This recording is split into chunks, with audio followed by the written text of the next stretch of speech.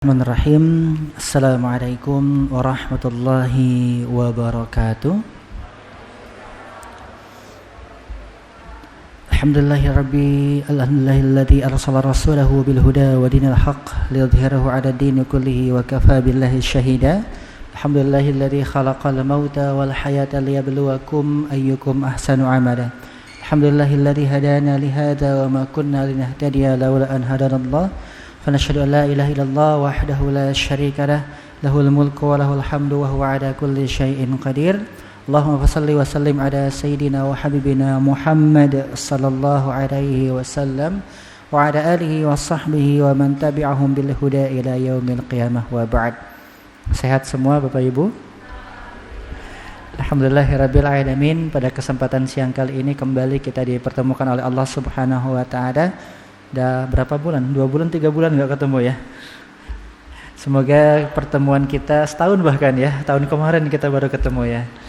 Semoga pertemuan kita mendatangkan keberkahan bagi kita semua. Dan saya doakan semua yang hadir di sini hidupnya dimudahkan oleh Allah Subhanahu wa ta'ala.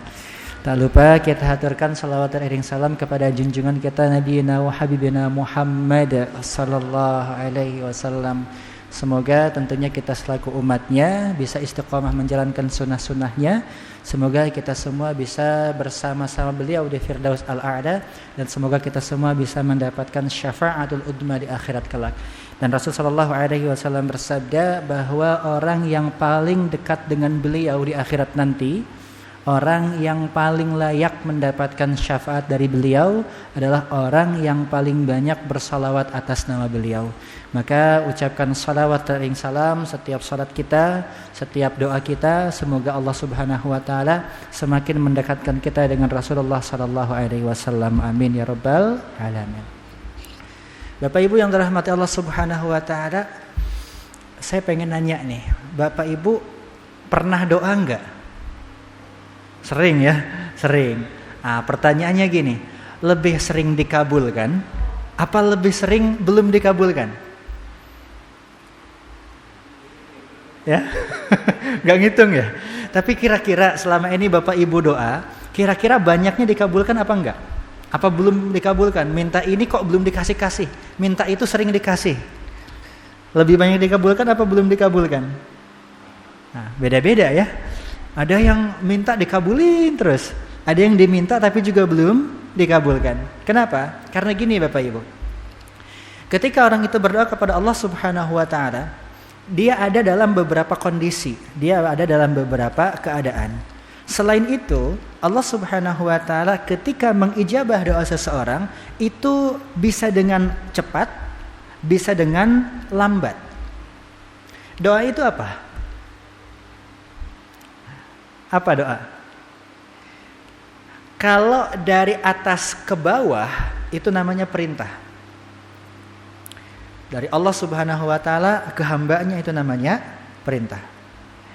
Kalau dari sesama kita itu namanya permintaan. Tapi dari bawah ke atas itu namanya permohonan. Jadi doa kita kepada Allah Subhanahu wa ta'ala, kita memohon kepada Allah Subhanahu wa ta'ala. Dan ternyata memang doa ini begitu penting dalam kehidupan kita. Kita diperintahkan untuk memohon, kita diperintahkan untuk meminta kepada Allah Subhanahu wa ta'ala. Ud'uni, kata Allah Subhanahu wa ta'ala, mintalah kepadaku, astajib lakum, maka aku akan kabulkan kepada kalian. Bahkan Rasulullah SAW bersabda, Allah akan murka, Allah akan marah kepada hambanya yang tidak mau meminta kepadanya. Berbeda dengan kita selaku manusia. Kalau orang minta sama kita, apalagi banyak mintanya, kadang-kadang kita sebel. Kadang-kadang kita kesel, nggak mau. Orang minta sekali dikasih, minta lagi, malas ngasihnya. Tapi berbeda dengan Allah Subhanahu wa ta'ala. Semakin banyak kita meminta kepada Allah, semakin sayang Allah sama kita. Jadi jangan ngerasa nggak enakan minta sama Allah. Enggak, justru Allah itu pengen kita untuk meminta. Bahkan dalam surat Al-Baqarah, setelah membahas mengenai ayat-ayat puasa, Allah Subhanahu wa ta'ala berfirman, wa idza sa'alaka 'ibadi anni fa inni qarib. Kalau hambaku itu bertanya tentang aku, Katakanlah aku ini dekat. Sesungguhnya aku ini dekat. Ujibu da'watad da'i idza da'an. Aku akan mengabulkan permintaan hamba-Ku ketika ia memohon kepadaku. Falyastajibu li wal yu'minu bila'allahum yarsyudun. Bahkan Allah Subhanahu wa taala dalam hadis qudsi menyatakan, aku malu kepada seorang hamba ketika ia minta kepadaku tapi aku tidak mengabulkannya. Berarti apa? Doa itu penting dalam kehidupan kita. Bahkan seseorang itu pernah ditegur oleh Nabi SAW. Seseorang itu habis sholat langsung pergi, nggak zikir, nggak doa, nggak minta, nggak apa gitu. Ditegur sama Rasulullah SAW. Sampai Rasulullah menegurnya apa? Apa kamu nggak butuh lagi sama Allah? Habis sholat kok langsung pergi, bukannya zikir, bukannya doa. Ditegur seperti itu, orang itu langsung merasa astagfirullahaladzim, saya lupa kalau selama ini saya membutuhkan Allah Subhanahu wa taala. Akhirnya apa? Orang itu mengatakan, demi Allah, aku akan selalu meminta kepada Allah walaupun nanti aku tidak punya sejumput garam. Jadi memang doa itu sesuatu yang sangat penting dalam kehidupan kita. Bahkan ad-du'a mukhul ibadah. Yang namanya doa itu inti dari ibadah. Lantas tadi pertanyaannya adalah, pas kita doa tuh sering dikabulkan apa enggak? Katanya kalau kita berdoa dikabulkan. Kok kita minta ini minta itu belum dikabulkan oleh Allah Subhanahu wa taala? Yang pertama, Allah Subhanahu wa taala itu mengabulkan doa dengan cara yang berbeda-beda. Rasulullah SAW bersabda bahwa tidaklah seorang hamba meminta sesuatu kepada Allah Subhanahu wa taala dengan suatu permintaan kecuali Allah akan kabulkan satu di antara tiga hal ini. Jadi kalau kita doa nih, paling tidak kita dapat satu di antara tiga hal ini. Yang pertama, langsung dikabulkan di dunia. Ini yang pertama. Jadi kita minta apa dikasih. Yang kedua, Allah kabulkan, tapi nanti di akhirat. Artinya apa? Ditabung. Nggak dikasih di dunia sih, tapi udah dikasih ini di mana? Di akhirat. Yang ketiga, Allah jadikan doa itu sebagai tolak bala, sebagai penghindar di kita dari musibah. Oke, kita bahas dulu ya. Dari yang ketiga dulu. Allah jadikan doa tersebut sebagai tolak bala. Kita minta ini, minta itu kok belum dikasih, tapi kita diselamatkan dari musibah. Kita diselamatkan dari yang namanya malapetaka. Pernah nggak jamaah sekalian, Bapak Ibu, menghadapi suatu kondisi katakanlah kecelakaan, yang secara logika manusia harusnya kita celaka, harusnya kita terkena, harusnya kita jadi korban, tapi kita selamat. Pernah nggak seperti itu? Bisa jadi itu dari doa-doa yang kita sampaikan, Allah gantikan sebagai penghindar dari malapetaka. Atau pernah nggak Bapak Ibu misalkan satu keluarga di rumah itu sakit semua, tapi cuma Bapak ataupun Ibu yang sembuh, yang tidak terkena penyakit. Pernah nggak seperti itu? Padahal mungkin penyakitnya menular flu misalkan, atau naudzubillah COVID katakanlah gitu ya. Tapi Bapak Ibu nggak kena. Pernah nggak seperti itu? Bisa jadi itu merupakan bagian dari doa Bapak Ibu yang Allah gantikan untuk menyelamatkan kita semua dari musibah dan juga mara bahaya. Itu yang ketiga. Yang kedua, ia meminta sesuatu untuk diberikan di dunia, tapi Allah nggak kasih di dunia. Kenapa Allah nggak kasih di dunia? Allah lebih tahu bahwa kalau dikasih di dunia tidak baik untuknya. Maka Allah simpan untuknya di akhirat dengan sesuatu yang jauh lebih baik lagi. Contoh, ada orang mohon maaf dari lahir, dari kecil sampai sepuhnya, sampai meninggalnya dia kok miskin terus. Ada nggak orang seperti itu? Ada, bahkan mungkin banyak gitu ya. Padahal dia meminta kepada Allah Subhanahu wa taala, ya Allah minta kaya, ya Allah minta harta, ya Allah minta ini, minta itu. Tapi Allah enggak kabulkan, bukan Allah enggak sayang. Bisa jadi Allah lebih mengerti kalau dikasih hartanya di dunia, bisa jadi mungkin dia enggak tahan dengan harta tersebut, yang ada semakin jauh dari Allah Subhanahu wa taala. Maka Allah biarkan dia terus meminta kepada Allah, Allah tabung permintaannya untuk diberikan nanti di akhirat dengan sesuatu yang jauh lebih banyak lagi, jauh lebih indah lagi. Karena memang sejatinya kita enggak boleh maksa-maksa pada Allah Subhanahu wa taala. Yang pertama, bisa jadi ketika kita berdoa, kita meminta dikabulkan oleh Allah Subhanahu wa taala di dunia. Nih bagi ibu-ibu yang masih di luar, di belakang silakan bisa masuk aja Bu, masih luas. Itu ada yang di belakang yang belum masuk, silakan masuk aja, masih luas dalam ya. Bisa jadi langsung dikabulkan di dunia. Namun ini pun ada dua cara. Bisa jadi Allah kabulkan secara cepat sesuai dengan yang kita minta. Bisa jadi Allah kabulkan dengan cara yang lambat. Dikabulkan langsung di dunia dengan cara yang cepat. Minta ini langsung ada, minta itu langsung diberikan. Ada nggak yang seperti itu? Ada. Bapak Ibu pernah mungkin? Bisa jadi. Ya Allah luluskan hamba, lulus. Ya Allah minta ini, dikasih. Pernah seperti itu? Pernah ya? Itu dengan cara yang cepat.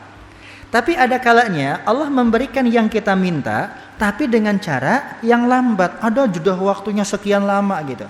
Ini bukan Allah lemah, tidak. Ini bukan Allah tidak mampu sehingga butuh waktu, tidak. Ini semata-mata karena untuk kebaikan kita. Kenapa? Karena bisa jadi ketika kita meminta hal tersebut, bisa jadi kita belum siap menerima yang kita minta. Maka Allah seakan-akan meminta kita untuk siap-siap terlebih dahulu untuk menerima apa yang kita minta. Contoh, ini yang sering saya contohkan biasanya dalam beberapa kajian ya. Kalau yang bapak-bapak itu tahu MotoGP. Tahu MotoGP ya, balapan motor. Ibu-ibu tahu MotoGP nggak, balapan motor? Ya balapan mobil katakan gitu ya. Nah bapak-bapak habis lihat MotoGP, pengen banget tuh motor kayak punyanya Rossi, kayak punya siapa tuh Marquez apa siapa, motornya kenceng banget, bahkan kecepatannya bisa nembus 350 km per jam. Motornya luar biasa, 1000 cc, bukan kayak punya kita yang 125 cc. 1000 cc, harganya berapa? Minimal 56 miliar satu motor.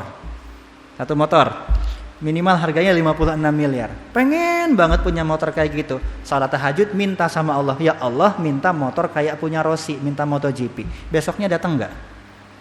Nggak datang ternyata. Minta lagi, besoknya datang nggak? Enggak datang. Seminggu minta, seminggu bekerja, dapat enggak?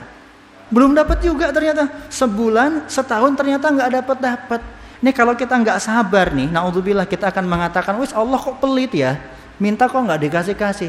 Allah tidak pelit.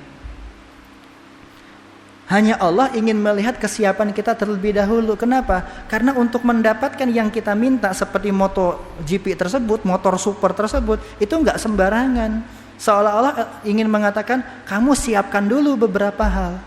Apa ya Allah? Yang pertama kamu siapkan fisikmu dulu. Badanmu tuh kamu siapkan. Loh kenapa? Itu motornya motor gede banget dan berat banget. Bahkan kalau Bapak Ibu lihat balapannya misalkan terus ada orang yang jatuh, itu nggak bisa mendirikan motornya sendiri saking beratnya. Bagaimana kalau fisik kita nggak kuat? Lagi naik motor, jatuh ketimpa motor di belakang tronton, kan repot. Fisiknya siap apa belum? Oke, kita menyiapkan fisik kita. Kemudian setelah fisik kita siap, kita minta lagi sama Allah. Kata Allah, nanti dulu. Loh apalagi ya Allah? Coba siapkan finansialmu, keuanganmu.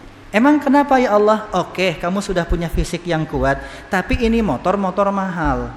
Motor harganya miliaran. Ini bensinnya pun gak bisa bensin sembarangan pertalite pinggir jalan, gak bisa. Bahkan mungkin bensinnya ini lebih mahal daripada aftur bahan bakarnya pesawat. Bagaimana tidak?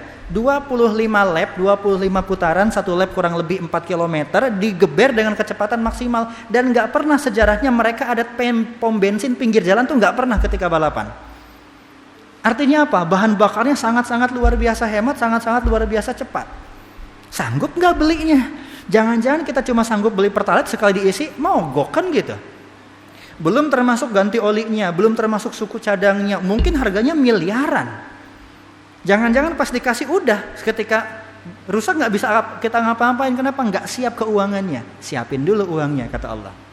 Ya Allah, saya sudah siap fisik saya sudah siap uang saya. Saya minta ya Allah, tunggu, kata Allah. Apalagi ya Allah? Siapkan dulu mentalmu, siapkan dulu hatimu. Itu motor mahal loh. Itu motor luar biasa loh. Jangan sampai engkau punya motor itu, engkau naiknya jadi sombong. Yang lain receh semua, aku nih yang paling hebat, ngebut sana ngebut sini, jalur mobil diterobos segala macam, akhirnya nyalip sana nyalip sini, seolah-olah itu jalan punya pribadi, yang lain cuma ngontrak, cuma minjem. Nggak bisa seperti itu. Kata Allah, siapkan dulu hatimu, jangan-jangan aku kasih itu kamu jadi sombong. Kurang lebih mungkin permintaan kita seperti itu yang belum diterima oleh Allah. Di sini ada yang minta kendaraan, di sini ada yang minta rumah, di sini ada yang minta jodoh. Jangan-jangan selama ini kita disuruh persiapan dulu sama Allah. Kamu minta jodoh, kata Allah. Iya ya Allah. Kamu udah siap belum? Siap apa ya Allah? Dirimu udah siap belum untuk mendapatkan jodoh? Dirimu udah siap belum berkeluarga? Ilmunya udah siap belum? Tanggung jawabnya udah siap belum? Rizkinya udah siap belum untuk menafkahi? Kedewasaannya udah siap belum? Karena yang namanya nikah tuh gak cuma modal cinta. Udah siap belum? Siapin dulu. Kalau udah siap, nanti Allah kasih pada waktu yang paling tepat. Bahkan bisa jadi yang dikasih kepada kita itu lebih indah daripada yang kita minta. Yang penting apa? Jangan maksa. Ini yang kadang-kadang jadi masalah kita adalah kita nggak sabaran, sehingga terkesan kita itu maksa-maksa sama Allah. Padahal doa itu nggak boleh maksa. Doa itu memohon, bukan memerintahkan. Maksudnya apa maksa-maksa? Saya ambil contoh gini ya. Ada orang minta jodoh nih Bapak Ibu nih. Siapa yang belum nikah? Angkat tangan. Ada.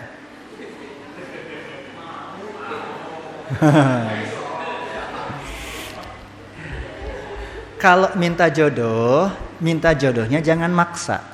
Bagaimana jodoh yang maksa? Ya Allah, aku minta sama dia ya Allah. Pokoknya sama dia. Pokoknya sama dia.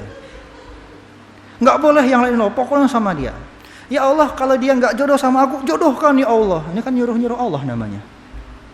Ya Allah, kalau misalkan dia jodoh sama orang lain, putuskan ya Allah, kembalikan padaku. Serem kan? Ya Allah, ketika dia nikah sama orang lain, jandakan ya Allah. Ini kan ngeri doanya kalau kayak gitu. Kan di belakang bis itu sering, di belakang truk itu sering ada tulisan ya, kutunggu jandamu. Itu kan artinya nyumpahin suaminya mati. Kalau enggak nyumpahin cerai kan gitu. Artinya apa? Kalau doa mbok ya yang santun gitu loh. Biar apa? Dikabulkan. Karena dalam doa itu kita memohon, yang nama mohon itu harus beradab, sopan. Makanya kan memang ada adab-adabnya. Makanya kan ada ada tata caranya, ada sunnah-sunnahnya. Banyak ya, mungkin sebagian di antara kita sudah banyak mengetahui. Di antaranya kalau berdoa, mbok ya kalau bisa dalam keadaan suci berwudu. Boleh nggak berdoa dalam keadaan tidak berwudu? Boleh kok. Tapi lebih baik dalam keadaan berwudu. Kalau doa hendaknya menghadap kiblat, boleh nggak menghadap kemanapun? Boleh, silahkan. Tapi lebih baik lagi ketika menghadap kiblat. Ketika berdoa kita dianjurkan untuk mengangkat tangan sebagai tanda bahwa kita minta. Ya Allah, aku minta. Dianjurkan untuk mengangkat tangan, untuk menundukkan pandangan. Maksudnya apa? Nundukkan hati kita. Kalau minta tuh mbok ya jangan sombong, wong kita butuh kan gitu. Kadang-kadang orang minta tapi dengan sombongnya, dengan naudzubillah min dzalik, enggak boleh seperti itu. Minta dengan penuh ketawaduan, minta bahwa kita enggak punya, kita minta kepada yang Maha Punya. Belum lagi ketika kita berdoa pakai suara yang lirih, enggak usah teriak-teriak kencang-kencang, itu enggak usah, Allah Maha mendengar. Pakai bahasa yang sopan, kecuali lagi mimpin doa biar dengar sama yang lain ya mungkin harus kencang atau pakai mikrofon. Doa dari mana? Doa bukan cuma berasal dari lisan. Doa yang diterima Allah itu doa yang berasal dari hati. Maka doa yang dikeluarkan pun berasal dari hati kita. Mau pakai bahasa Arab lebih baik, nggak bisa bahasa Arab, bahasa masing-masing juga nggak jadi masalah. Belibet ngomongnya, udah dalam hati minta sama Allah. Syukur-syukur bisa pakai doa dari Al-Quran, bisa pakai bahasa dari As-Sunnah, bisa pakai bahasa-bahasa yang memang dianjurkan para ulama, silahkan lebih baik. Tapi kalaupun nggak bisa, bukan berarti Allah tidak mengabulkan. Silahkan pakai bahasa masing-masing. Walaupun dengan ya Allah, duh Gusti ya Allah, tapi kalau hatinya meminta itu dikabulkan sama Allah Subhanahu wa taala. Dibandingkan dengan Allahumma tapi hatinya kosong. Udah doanya cepet-cepet, enggak jelas pula. Yang mengaminkan amin amin amin amin amin, enggak tahu doanya apa kan? Artinya apa? Doa itu yang santai, doa yang sopan dengan bahasa yang sopan. Gitu ya. Nah, ada satu yang mungkin sering terlupa, apa itu? Ada kita itu mempermudah diijabahnya doa dengan sholawat kepada Nabi SAW. Suatu ketika Ubay bin Ka'ab itu lagi doa, minta ini, minta itu. Kata Nabi, tadi kamu doa bersalawat atasku enggak? Kata Ubay, enggak. Coba kamu bersalawat kepadaku, maka akan lebih baik lagi. Segimana wahai Rasul? Masyi'ta, terserah engkau. Maka Ubay mengatakan, wahai Rasul, bagaimana kalau setengah dari doaku, ya, seperempat dari doaku, itu aku isi dengan sholawat. Jadi doanya 1 jam, 15 menit itu sholawat aja gitu, belum minta ini itu. Bagaimana Rasul? Kata Rasul, masyi'ta fa in zitta fa khair. Ya terserah engkau, tapi kalau engkau tambah lebih baik lagi. Kalau gitu Rasul, bagaimana kalau setengah dari doaku, ini setengah jamnya nih, cuma sholawat aja gitu. Setengahnya baru minta. Apa kata Rasul?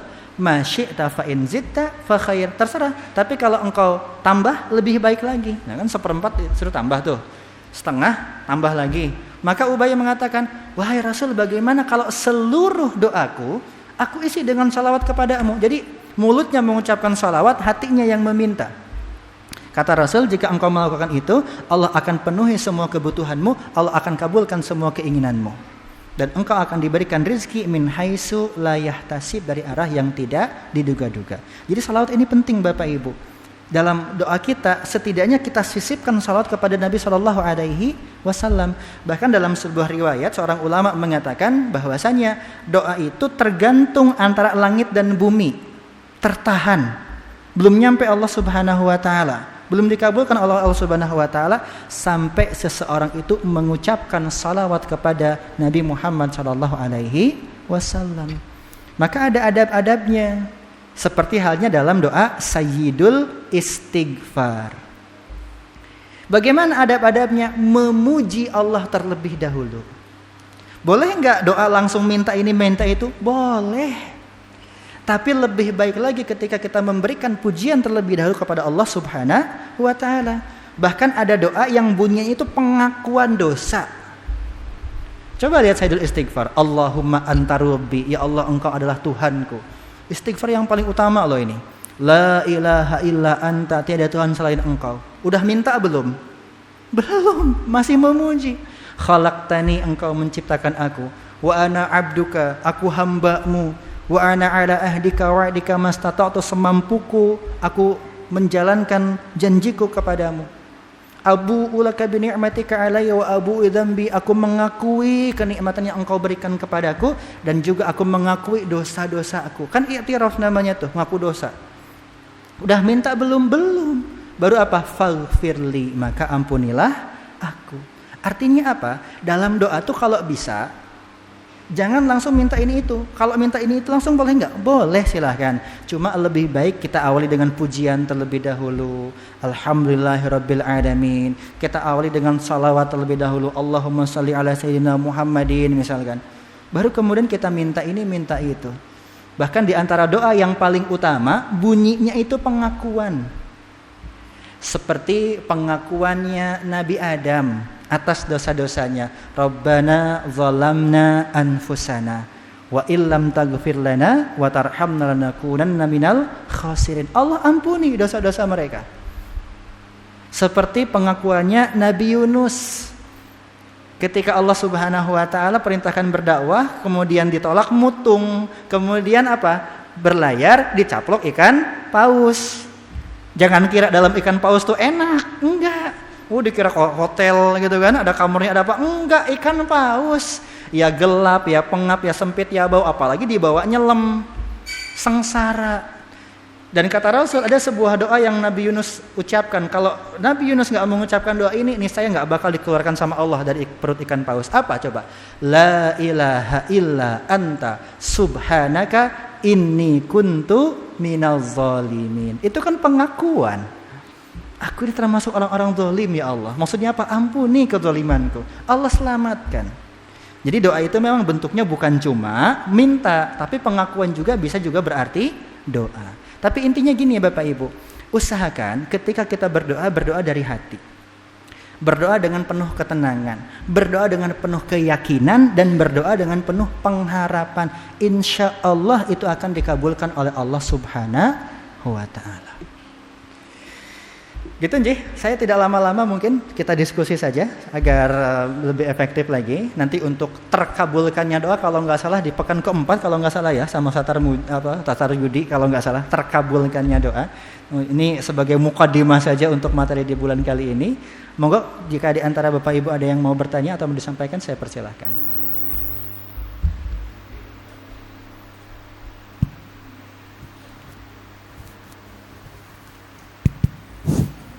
Bismillahirrahmanirrahim. Assalamualaikum warahmatullahi wabarakatuh. Izin bertanya Ustadz, yang pertama yaitu berkaitan tentang urutan berdoa. Mana yang pertama dulu yang kira-kira kita sampaikan begitu. Terutama sehabis sholat. Itu kira-kira apa begitu. Lalu yang berikutnya yaitu berkaitan tentang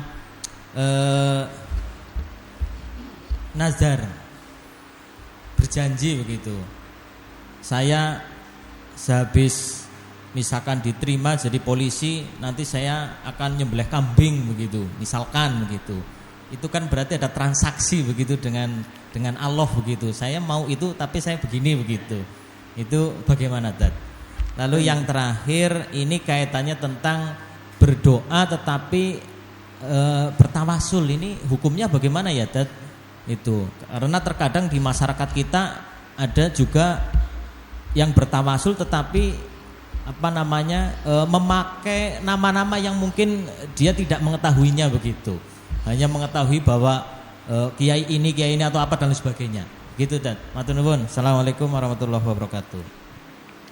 Yang pertama terkait urutan doa. Secara umum ya, urutan doa sebenarnya tidak ada urutan khususnya. Hanya yang ada memang anjurannya. Contoh setelah sholat, misalkan urutannya adalah istighfar terlebih dahulu. Kemudian membaca doa Allahumma antas salam. Kemudian Allahumma la mani'a lima a'taita. Misalkan baca ayat kursi. Kemudian tasbih 33 kan gitu. Tahmid 33, takbir 33 dan seterusnya. Itu sifatnya apa? Sifatnya anjuran. Jadi tidak ada urutan khusus yang mesti seperti ini, enggak. Anjurannya adalah fadhkurullah, berzikirlah kepada Allah. Dengan zikir seperti apa? Silahkan. Zikirnya seperti apa, walaupun memang ada anjuran dalam berdoa tersebut. Termasuk misalkan dalam berdoa ya, anjurannya adalah mendoakan diri kita terlebih dahulu, baru kemudian mendoakan orang lain. Contoh, lobighfirli waliwa lidaya, berarti kan terhadap diri sendiri terlebih dahulu. Anjurannya seperti itu. Tapi boleh nggak langsung Rabbighfirli wali walidayya, atau misalkan langsung Allahumma gfirlil muslimina, boleh nggak? Boleh, silahkan. Gitu ya, sesuai dengan tuntunannya. Itu yang pertama. Yang kedua terkait dengan apa tadi? Nazar. Nazar itu bagaimana? Sebagian ulama membolehkan nazar. Walaupun sebagian yang lain ada yang mengatakan nazar itu makruh. Ya, kenapa? Yaitu mohon maaf kayak bahasanya apa ya? Kayak ngiming-ngimingi Allah gitu lah. Walaupun diperbolehkan ya. Ya Allah, kalau saya lulus, saya akan ibadah. Kalau enggak lulus, ibadah enggak? Enggak kan? Jadi kayak memberikan syarat kepada Allah gitu loh. Makanya saya sampaikan gini, bernazar silahkan. Kalau sudah bernazar wajib dipenuhi. Tapi daripada bernazar, Bapak Ibu lebih baik apa? Bertawasul. Ini kaitan dengan pertanyaan ketiga ya. Bertawasul apa? Bertawasul dengan amal solih. Ya Allah, kalau saya lulus, saya umroh. Kalau enggak lulus, umroh apa enggak? Enggak kan? Kenapa enggak dibalik? Ya Allah, saya umroh. Dengar umroh saya ini, saya mohon luluskanlah saya. Mendingan seperti itu. Jadi kita meminta terlebih dahulu. Kita berikan terlebih dahulu, baru kemudian kita meminta. Jangan kita nuntut dulu, terus kemudian memberikan, kan gitu. Bagi saya lebih baik bertawasul daripada bernazar. Artinya apa? Kita ibadah karena butuh kepada Allah Subhanahu wa taala, bukan Allah butuh sama ibadah kita. Nah, bertawasul pun harus dengan tawasul yang baik. Tawasul yang paling baik adalah tawasul dengan amal solih.